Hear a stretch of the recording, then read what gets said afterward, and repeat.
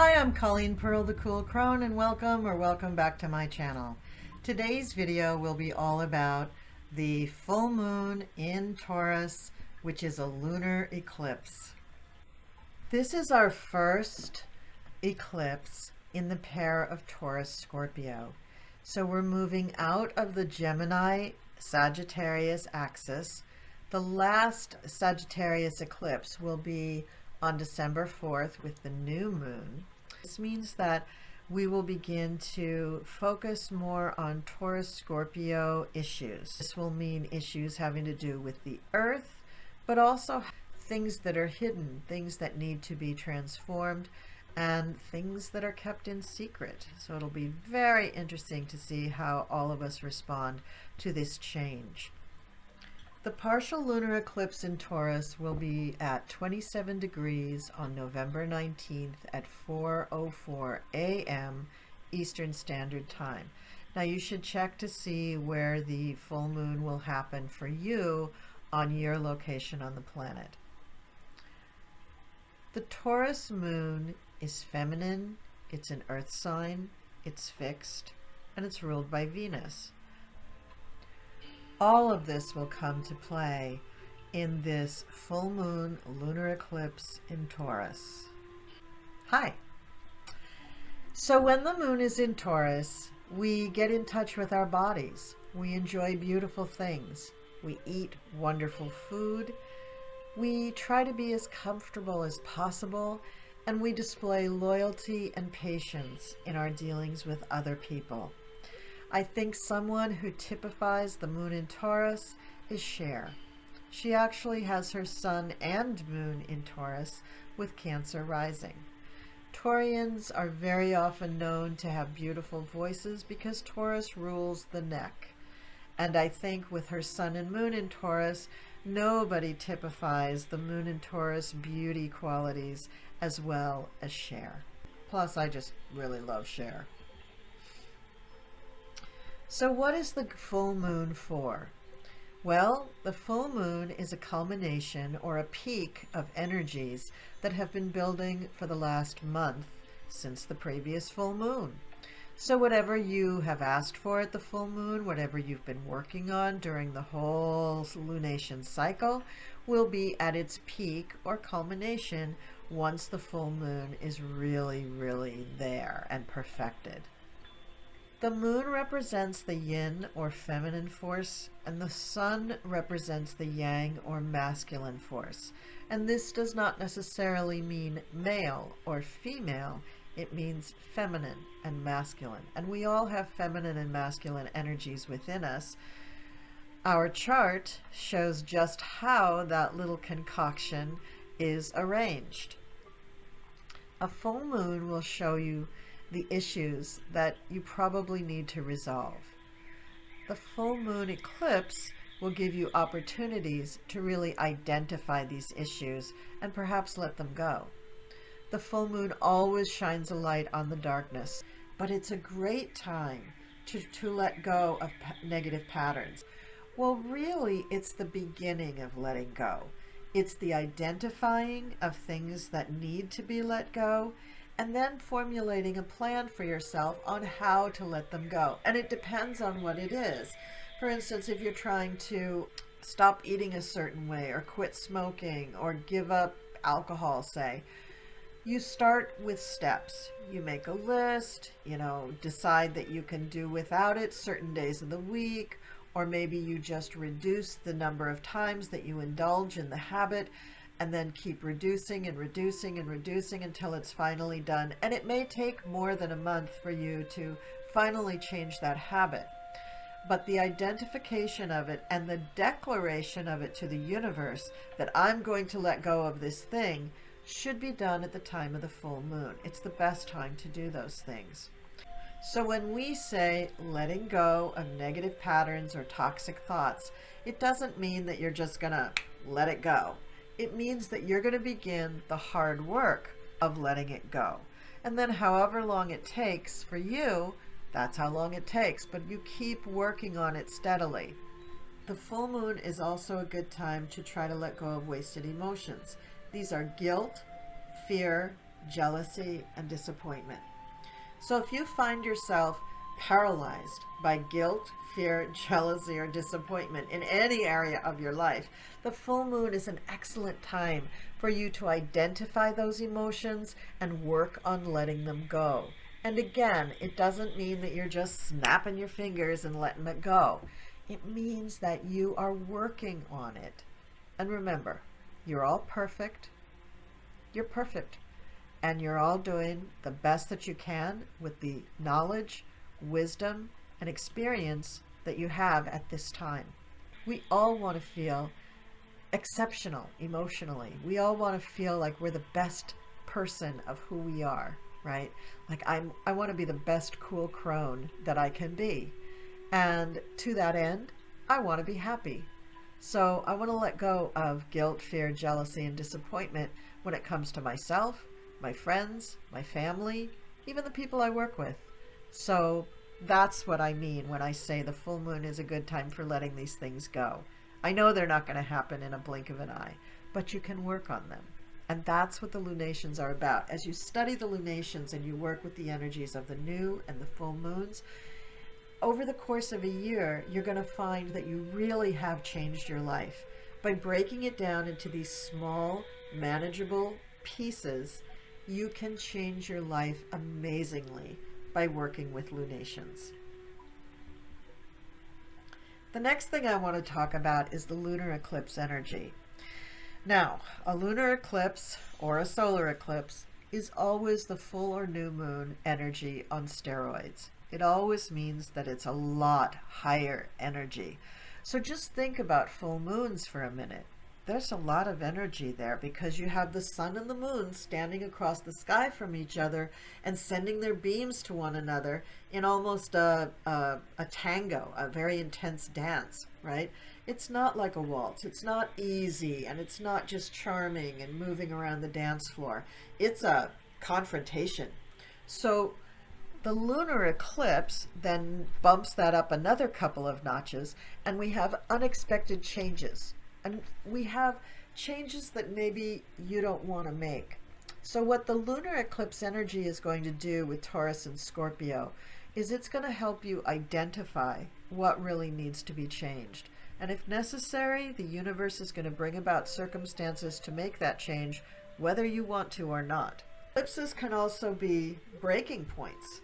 You know, they can be a moment in a relationship where you say, enough, I just can't do this anymore, and I have to leave this relationship. So the lunar eclipse is the perfect time to let go, especially of emotions that no longer serve you, because very often our emotions, the wasted emotions, fear, jealousy, guilt, and disappointment, are the ones that hold us back. And the eclipse doesn't want us to be held back any longer. The eclipse wants us to be able to move forward. Another thing about eclipses that's very interesting is that when the changes are happening at the time of an eclipse, and this could happen 1 month before, 1 week before, 1 day before, or 1 day after, 1 week after, 1 month after. And the effects could be long lasting. The effects can be 6 months, 2 years, could be 10 years. In the case of this eclipse, it may be like a really long time. Anyway, at the time that the real change of the eclipse occurs, time seems to speed up.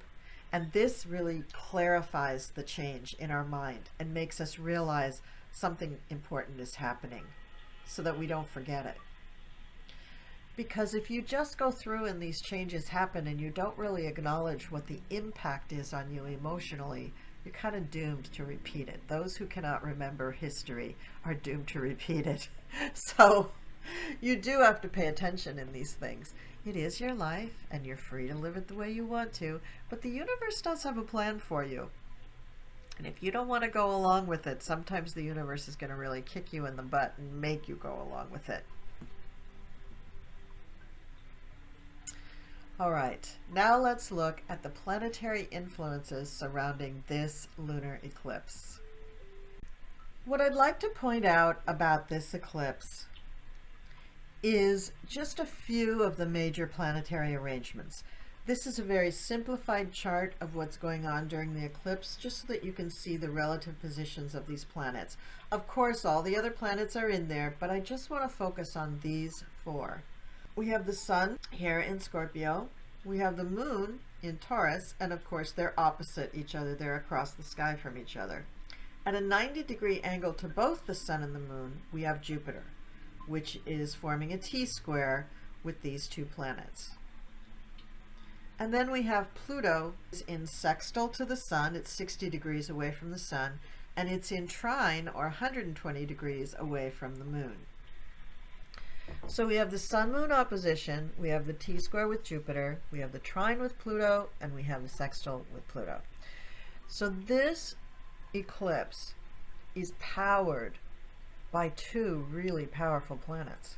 Jupiter in Aquarius, a fixed sign, teeing off of the sun and moon in Taurus and Scorpio, both fixed signs. So the Jupiter influence is especially difficult. When Jupiter squares, it overdoes. It blows things up too much. It gives too much of whatever is going on. You're going to be overblown with your emotions, incredibly needy. Your emotions are going to be on steroids. So you've got to be aware that the Jupiter influence is going to make you too much. Everything about it is going to be too much. And you can't get away from it. Nobody can. And then we have Pluto. Now, Pluto is another intensity factor. Pluto is trining the moon. So, trining the moon, that means that the emotions and emotional expressions are going to be powerful. So if you find yourself in a position where you're talking to a lot of people, your emotional message is going to be very, very powerful. We've also got the sun sextile Pluto. So your courage in general, your demeanor, just you standing there, is going to be very, very powerful. So you may want to use this eclipse energy for something that you're doing to further your own image, but you may want to be very careful about that as well because of the Jupiter influence, because the Jupiter influence is going to make things just over the top.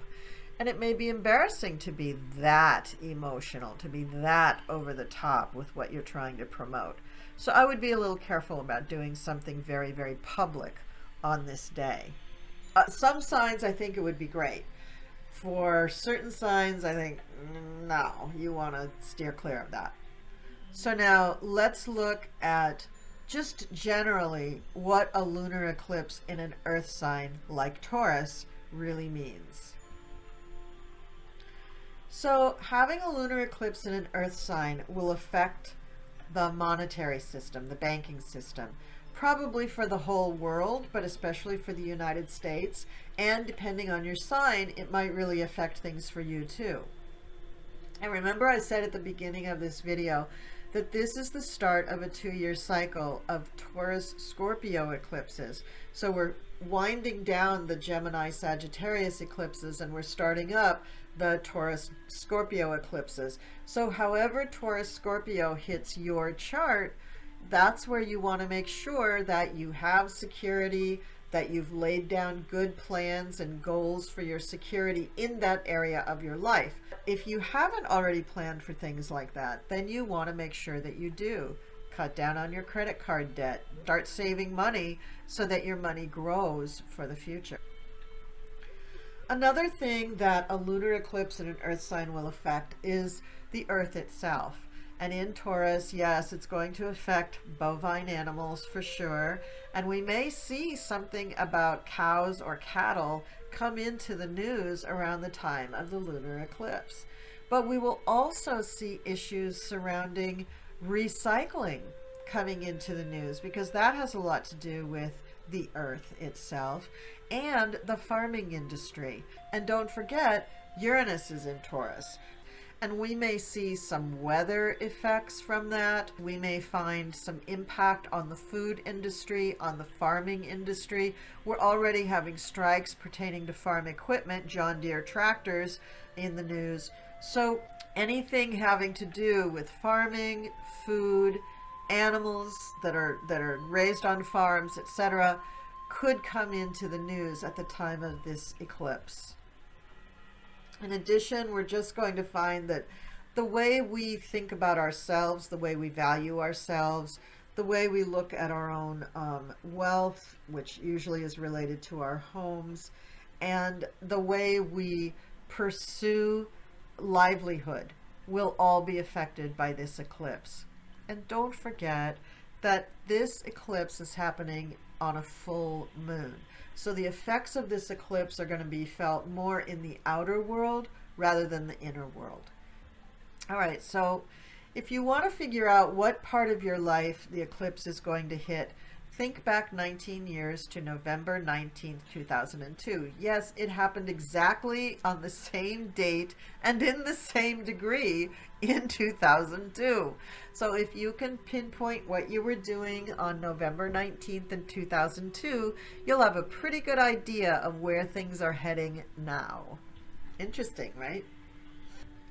All right, we're going to go through each of the signs. Well, I'm not going through the signs just, Aries through Pisces. I'm going to hit the signs that have the most difficulty with the eclipse, and then I'm going to fill in all the rest of the signs. So Taurus rising.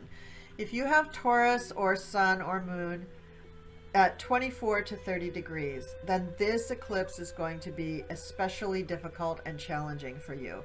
If you have Taurus rising, Taurus Sun, or Taurus Moon, this will still be difficult and challenging, but not nearly as intensely so as if you have those degrees. The moon will be in your first house, so it will be affecting you, how you show yourself to the world. The sun will be in your seventh house, which is your partner. So this eclipse is really going to highlight your partnership, your relationship with someone, whether that's a romantic relationship or a business relationship, or even a very close friendship. Jupiter will be in your 10th house. So career-wise, things should be going pretty well for you with Jupiter there, but at this juncture, at the time of the eclipse, things will be difficult. You will have some sort of an argument or a difficulty or a confrontation or a tete-a-tete of some kind with your partner. Jupiter is in Aquarius. That's a fixed sign. Neither one of you are going to want to give. Both of you are going to want to plant your feet in the ground and not move. And I gotta tell you, that's not going to serve you very well. One of you has to give. And Taurus, since you're listening to my video, I'm going to tell you that you need to give. You need to start towards compromise or mediation with your partner first, and that way the log jam will be lifted and you and your partner will be able to have a civil conversation about whatever you're arguing about. You will also have Pluto in the 9th house for learning, higher learning, mysteries, philosophy, things like that. And that's really fueling that moon in the first house. You're going to be way overly emotional, that your take on things is going to be geared towards things having to do with your emotions, your home, how you feel about your home, and you could get really overblown about the whole thing with the Jupiter influence, so be careful about that. Leo rising, this is also going to be difficult and challenging for you. You're also a fixed sign. If you have Leo rising, Leo sun, Leo moon at 24 to 30 degrees, it will be even more so. So for you guys, the moon will be in the 10th house, and this means that the career is really taking on an emotional quality. So moon in the 10th house is actually really, really good for the career. However, at this time, you may come across as too bombastic. You've got the square from Jupiter coming in, and this means it's not a good time for you to make any kind of public announcements, even in writing. You're going to want to be really toned down. Otherwise, you're going to turn people off and you're not going to be able to tell how to pull yourself back. So just avoid the couple of days around the eclipse and through the full moon, and then you'll be much better off. Now, Jupiter is in your 7th house for partnership. So I'm going to say that for you, Leo, dealing with your partner is going to be rough. Your partner is also going to be quite overblown, and that you will be able to see. And they may be criticizing you. whatever is happening in your relationship, I want you to take the first step forward in compromise. You have to hold out the olive branch. It's what you're meant to do during this full moon, Leo. Pluto is going to be in your 6th house, so you're going to be working like a demon. You're going to be doing everything you can to further your career with that moon up there, but it's not the time to be very, very public. You could find everything about your whole publicity or announcement or whatever just backfires on you at the time of the eclipse. So be very, very careful with that, Leo. Scorpio rising, this is going to be a difficult, challenging eclipse for you. You've got the sun in the 1st house and the moon in the 7th house in Taurus. So it really, really puts a spotlight on your relationship. You, as the sun person, are going to feel like you're completely in the right and everything that you're doing is in the right, and it's going to be fueled by that square from Jupiter. So you're going to feel overly confident. You're going to feel like your plans can't be big enough. You're just going to keep making your plans bigger and bigger and bigger. And the moon person, the person in your 7th house, your partner, is going to feel like it's too much. It's just too much. They may want certain things to be big, but they're going to fight you on the rest of it. And I got to tell you, when it comes to the fight, Scorpio, you have to be the first person to give. You have to back down. Otherwise, nobody's going to back down, and it's just going to be a stalemate from now to Christmas. So you have to hold out the olive branch, Scorpio, and I'm saying this for all the fixed signs. You got to be careful with this during this eclipse, because you're really going to feel like you're right. You're going to be fueled with overconfidence and arrogance. It's really going to be a turnoff to your partner, and you just have to manage yourself. Scorpio, I know you don't want to hear that, but you have to manage yourself. It's what you got to do. I'm sure you don't want to risk your relationship over this one issue. And speaking of that, there are going to be people who lose relationships during this eclipse. It's that kind of eclipse. It focuses that much on relationship with Pluto involved, and the fact that it's an eclipse and it's involving the nodes. Speaking of Pluto, Pluto is in your 3rd house. Your ideas are going to be bold, different, very intense, very much putting people on the spot somewhat. And whatever you decide to do with your ideas, you're going to have an emotional connection to it. So you may decide at this time to put something out that talks about something that's deeply intimate to you. Or it could be something that pertains to metaphysical stuff or psychic stuff or spirituality in some way. Or it could be something that is from long ago and far away in your childhood that you're bringing to the fore. And that's great. Do that research, do that writing now, but don't put it out in the public yet. Wait a little while to bring it out in the public, because if you bring it out too soon, it's not going to be well-tempered, Scorpio. It's not going to be well-written, and you're going to be embarrassed, and you're going to be, dragged down for it. Jupiter in the 4th house has to do with your home life and family, and this is the planet that's giving you all the grief. This is the planet that's making you too confident. It's the planet that's making you do plans that are too big, and it's the planet that is blinding you to what you are really doing in the public eye. So be careful, Scorpio. You don't want to ruin all those years of crafting your very, very mysterious, suave image and then have it all blown during this eclipse because of Jupiter squaring the sun and the moon. So just be really, really careful, Scorpio. All right, then we have Aquarius rising, and this is the last of the fixed signs. This is also very difficult and challenging for you, Aquarius.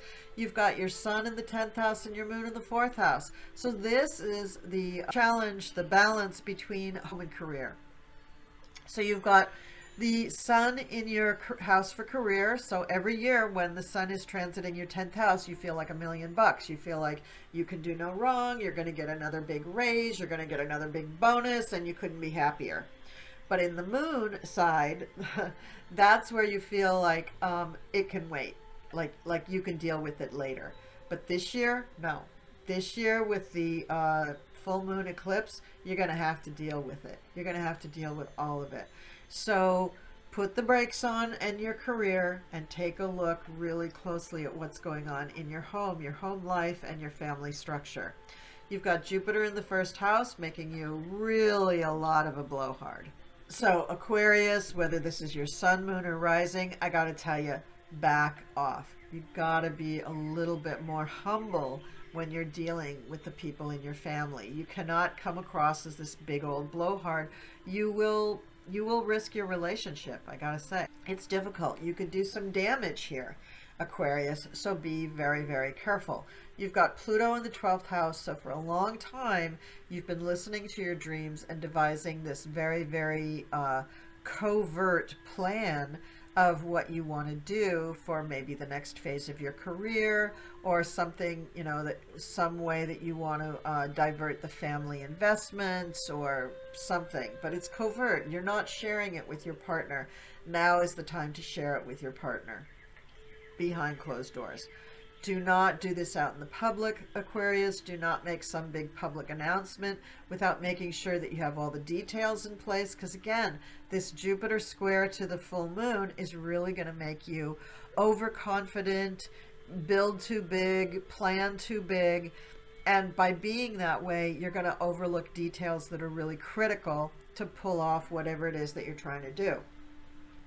And the Pluto portion of it means that you're going to feel like the more secret it is, the better it is. Like having a secret like this is just really going to be the best thing ever for your family. And I'm here to tell you, it's not.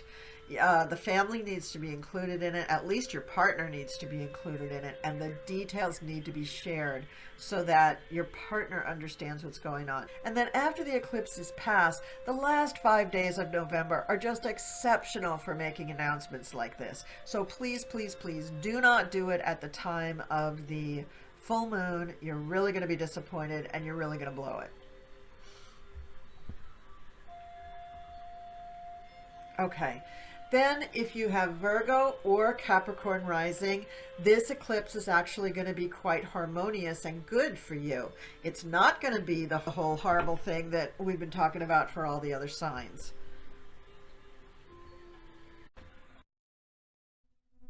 All right, so for Virgo or Capricorn rising, this is going to be a very harmonious, natural, happy, good eclipse for you. This is not going to be an eclipse that is particularly challenging at all.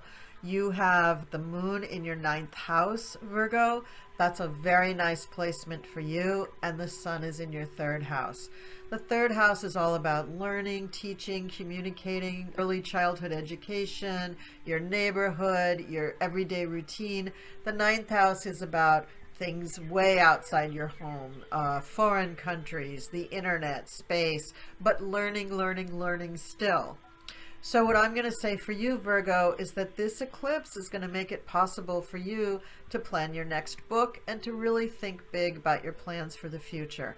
Now, Jupiter is squaring the sun-moon configuration, so you do want to be careful with the details, which you always are, and you also want to be careful with allowing things to get too big. But knowing you, Virgo, even if you put down on paper a plan to basically dominate the world with your next YouTube channel, a week later you'll probably pare that down to maybe just your state instead of the world. I mean, you'll pare it back, I have no doubt. Pluto is going to be in the 5th house for you, and Jupiter will be in the 6th house. Jupiter in the 6th house means you're going to be overworking, you're going to be taking on other people's tasks, which you shouldn't do, Virgo. And with Pluto in the 5th house, it means that you're going to be very intent on making sure that whatever you create is fun. And by doing this, Virgo, and just focusing on the fun, and not doing everybody else's work, but just doing your own project, you could inadvertently, down the road, much later, end up making quite a bit of money from this project. So don't focus on the money up front. Allow everything to happen naturally, and just give yourself the opportunity to create something that really makes you proud and makes you feel like it's really, really fun for everybody to be involved. Now, Capricorn, for you, we have Pluto in the 1st house, which of course it has been there for, I think it's 17 years now. It's a long time. And you know that Pluto in the 1st house just means you're transforming and being intense all the time. Nothing wrong with that, Capricorn. Sometimes you can be intense, but sometimes you're just very distant. And so people seeing you be very, very intense is kind of a nice change, and it has been for the last 17 years. Now, you've got the moon in the 5th house and the sun in the 11th house. So again, we have an emphasis on fun, but in this instance, it's a little bit different. It's not the project that's going to be so much fun. It's you wanting to have fun. You want to have fun. You want to be with people. You want to be more social. And that square from Jupiter is just making you really go for it. You're really, really emphasizing that you want to be a part of a group. You want to be part of a huge group. You want to be part of a global group. You're just expanding that idea of groups and hopes and wishes over the top with Jupiter squaring. And with the moon in the 5th house, that could very well mean that you're ready to conceive. Doesn't always mean that, but it can mean that. And we have an eclipse falling there, and that's a full moon in your 5th house. So I'm going to say, probably your family's getting ready to expand. If it isn't a new child with a pregnancy, it could be a new child coming into your home by some other means. It could be a new family member of some kind, whether that's an elderly parent or a long-lost sister or cousin coming to live with you, but somebody new is going to be joining you. And it's going to be fun. It's going to be a fun relationship. The sun in that house for hopes, dreams, and wishes is just going to be over the moon with whatever new additions you do take on. Now let's look at Cancer or Pisces rising. And Cancer and Pisces, this is also going to be a pretty harmonious, pretty natural eclipse for you guys. I don't see anything really earth-shaking happening for you, but I will tell you that for Cancer, the sun is going to be in your 5th house, along with Mercury. So for you, talking, having fun, joining in with little groups, joining in with the neighborhood people, that's what's going to be going on for you during this eclipse. And the moon is going to be in your 11th house. So you are going to be dealing with people in, you know, in groups, not crowds, but groups. So it's not going to be just the one-on-one information that you're going to be dealing with. And these types of relationships are ones that are going to be at risk for that Jupiter square, making you seem kind of overblown, a know-it-all or whatever. So just be a little bit careful of that. You're going to have Pluto in Capricorn in your 7th house, Cancer, and you've had that there for a very long time. And that's going to just make this eclipse very intense for you. So you may find that there is a change in relationship when you're a part of one of these groups. You may decide to drop one. You may decide to join a different one. You may have a falling out with somebody, but it's not going to be the end of the world. It's going to be something that you can handle because in general, the trends for you with this eclipse are very harmonious. Now with Pisces, we have the moon in the 3rd house, the sun in the 9th house, and we have Jupiter and Pluto in the 11th and 12th house respectively. Jupiter in the 12th house for you is actually kind of fun, Pisces, because this gives you a chance to really expand and open up on your dreams. However, it is squaring the full moon, so we do have to be a little bit careful. Now, with the moon in your 3rd house and the sun in your 9th house, you're going to be looking at communications of all kinds. So this may mean that you decide that the dream that you had last night was the most prophetic thing ever and you've predicted presidents for the next 50 years. Or whatever, or the cure for COVID, or the cure for cancer, or something. It might be a little overblown is what I'm saying. And you might just get carried away with that Jupiter energy and just feel like you know the answers to everything, in which case people will be a little turned off. Pluto is going to be in the 11th house, and people are kind of used to this with you by now, this seriousness when it comes to the groups that you're a part of and the intensity with which you handle or manage those groups. So your ideas for the groups at that time could be quite intense. They could be new things that people really didn't think about doing. So if you can temper that Jupiter enthusiasm and not make it so overblown and arrogant and kind of like better than everybody, if you can avoid that feeling with things, then you should get along just fine through this eclipse. And Pisces, I know that usually you're a little self-deprecating, so this should not be a big problem. Now, Aries, Libra, Gemini, or Sagittarius. You're not going to be affected as much as other signs during this eclipse, even though Jupiter is in Aquarius, and that's going to be trining Libra and Gemini. I am going to talk about each of your signs, but I just want you to know that especially if you have Aries, Libra, Gemini, or Sagittarius at 24 to 30 degrees, don't expect that to mean that you're going to have a big impact with this eclipse. So let's go on to these signs. So first up is Aries. You have the moon in the second house and the sun in the eighth house. So this is really talking about the relationship that you have with your partner when it comes to money. So if this is money that you're bringing in or money that your partner is bringing in, this is going to be the focal point of the eclipse. And it could be at the point where the two of you decide that you need to have a completely different plan when it comes to organizing your finances. And that's what I see really going on here. The Pluto trining the moon is an excellent time for you to really dig in, look at your finances, see where you want to rearrange things. And it could really turn out to be quite a saving grace, especially as Uranus in Taurus speaks to having a lot more shortages in the years to come. So it's not a bad idea for everybody to really shore up their finances at this time, and Aries, you are no exception. Now Jupiter is going to be in your 11th house, and that's going to make all of your ideas about money seem a little frightening because they're going to be overblown. They're going to be exaggerated. Be careful of scaring one another during this eclipse with your discussions about money. You don't want to do that.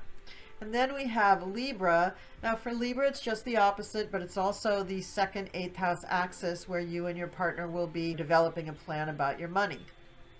Now in this case, Pluto is in your 4th house, and it is trining the moon and sextiling the sun. And so I'm going to say for Libra, probably you're going to look to your investment in your own home to reorganize your finances. So you may be deciding to get a new, refinance your home or get a second mortgage or take out a home equity line or something like that, and, do improvements on the house in order to improve your financial picture. And then maybe you're going to flip the house, who knows?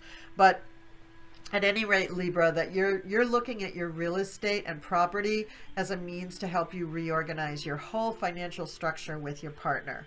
Now, in the meantime, you've got Jupiter in the 5th house squaring the sun and the moon. And so your overblownness, your expansion may have to do with children. If having another child at this time sounds good to you, then that's probably going to happen. The discussions with your partner about having another child, though, if one of you is dreaming up this idea, and it's you, Libra, this is probably not the time to broach that subject with your partner because it's going to lead to some kind of an argument. I would wait until the eclipse is over and then broach that topic. There's plenty of time at the end of November, specifically from the 25th to the 30th, where we have excellent aspects for being persuasive and being heard and being calm and measured in your presentation. And those would be much better aspects to broach the topic of enlarging your family rather than the energy under this eclipse. So just keep that in mind, Libra. Then we have Gemini.